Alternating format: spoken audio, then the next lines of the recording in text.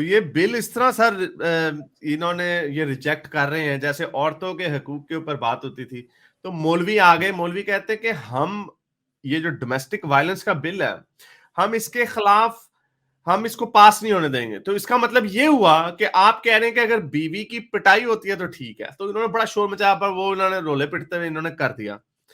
अब एक और बड़ा प्रॉब्लम है पाकिस्तान में हमेशा से औरतों की जो जो इनहेरिटेंस का मामला है। हालांकि इस्लामी तरीके से भी लोग उसको माफ करवा देते हैं अपनी बेटियों को दबा के कि भाई वो भरा तेरा गरीब है वगैरह वगैरह। तो इन्होंने ये पोजीशन है ना कि औरत और मुसलमान इसको बड़ा यूज करते हैं कि औरतों को हक हमने दिया, इस्लाम ने दिया औरतों को जायदाद का हक, इस्लाम ने दिया। तो ये लॉ इन्होंने रिजेक्ट ही कर दिया। तो हक की बात है ना, जब ये कहते हैं कि हमने हक दिया तो ये रिकग्निशन होती है। जैसे कहा जाता है कि फ्रीडम ऑफ कॉन्शियस जो कहते हैं इंसानी हुकूक के हवाले से, ग्लोबल जो ह्यूमन राइट के चार्टर है वो कहता है कि हर इंसान के पास ये उसका हक है कि उसके पास उसको मजहब की आजादी होनी चाहिए, उसको सोचने की आजादी होनी चाहिए। ये हकूक की तारीफ बयान की हुई है। तो उसी तरह हर इंसान के पास हक है कि वो एक प्रॉपर्टी खरीद सकता है। जानो माल का तहफ़्फ़ुज़ जिसे कहते हैं, तो जानो माल का तहफ़्फ़ुज़ जो वो कहते हैं वो सारे इंसानों की बात करते हैं, सिर्फ मर्दों की बात नहीं करते। तो पाकिस्तान में ये बिल था, इन्होंने रिजेक्ट कर दिया कि औरत की जायदाद का जो हक है वो उसको हम हक तस्वर नहीं करते। इन्होंने बेसिकली ये किया, सेनेट बॉडी रिजेक्ट्स बिल, यानी ये बिल ने ये कहना था कि औरत के पास हक है कि वो ये उसका फंडामेंटल राइट है। तो ये इन्होंने इसको रिजेक्ट कर दिया। Stoic, you want to add something on that? जी, मैं थोड़ा-सा इसमें बताता चलूँ। वैसे तो आप आर्टिकल भी शेयर कर दें तो ज़रा उसमें डिटेल में लिखा हुआ है। ये बेसिकली पीएमएलएन की एक सेनेटर हैं, सादिया अब्बासी, जो कि शाहिद खान अब्बासी की बहन है। उन्होंने ये बिल प्रेज़ेंट किया था कमेटी के सामने, और उन्होंने एक और बिल भी प्रेज़ेंट किया था, उसके बारे में भी बात करेंगे। तो उसमें उन्होंने ये कहा है कि बेसिकली औरतों को हमें थोड़ा-सा डिफ़ाइन करना पड़ेगा। एक चीज़ होती है राइट्स और एक चीज़ है फंडामेंटल राइट्स। हाँ, अच्छा, बुनियादी हकूक। हाँ, बुनियादी हकूक। अब फंडामेंटल राइट्स के खिलाफ, या फंडामेंटल राइट्स जो है ना, वो ज़्यादा सेक्रेड हैं और वो ज़्यादा प्रोटेक्टेड होते हैं compare to any other right, क्योंकि उसमें जो दूसरे राइट्स होते हैं उसके अंदर कोई ना कोई वो कैवियाट्स हो सकते हैं।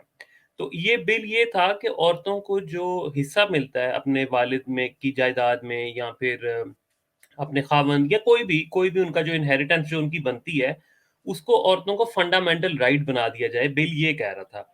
तो इसमें आप सुन के मज़ीद हैरान होंगे कि इसके अंदर पीटीआई का जो बंदा है, आज़म स्वाति, उसने ये इसके खिलाफ बोला है। हालाँकि पीपल्स पार्टी के सेनेटर्स ने भी सपोर्ट किया, और पीएमएलएन तो ऑब्वियसली पीएमएलएन ही कर रही थी। तो जो आज़म स्वाति है, जो कि पीटीआई का, उसने कहा है कि नहीं भाई, ये इसकी ज़रूरत ही नहीं है। ये लॉज़ तो ऑलरेडी एग्ज़िस्ट करते हैं औरतों की इनहेरिटेंस के, तो हमें कॉन्स्टिट्यूशन के अंदर इसमें डालने की ज़रूरत नहीं है। तो फिर ये जब प्रेज़ेंट हुआ तो मेजॉरिटी ने इसके अगेंस्ट वोट किया, क्योंकि वो बिल ये था कि इसको कॉन्स्टिट्यूशन का हिस्सा बनाया जाए, कि इसको औरतों का एक फंडामेंटल राइट करार दे दिया जाए कि उनकी जायदाद जो है वो उनको मिलनी चाहिए। यानी तो कॉन्स्टिट्यूशन में जिस तरह एक बिल ये इमरान खान बात करता होता था कि तालीम, मैंने इसको फंडामेंटल राइट कह देना, जी, डिक्लेयर कर देना। मुझे नहीं पता ज वो हुआ कि नहीं हुआ कि हर बच्चे ये फंडामेंटल राइट है, व्हिच मींस कि स्टेट की रिस्पांसिबिलिटी है कि every kid must go to a school. तो उसी तरह ये बिल्कुल। वो कॉन्स्टिट्यूशन में डालना चाह रहे थे, जो कि आजम स्वाति हो, ये ना वो भैंस चोरी करने वाला जिसने मारा था, वो पता नहीं इसके हाँ, बिल्कुल, क्या बिल्कुल, बिल्कुल। और उसमें क्या है ना, कॉन्स्टिट्यूशन के अंदर कुछ फंडामेंटल राइट्स जो हैं वो डिफाइंड हैं, और उसको कोई चैलेंज नहीं हो सकता उसपे।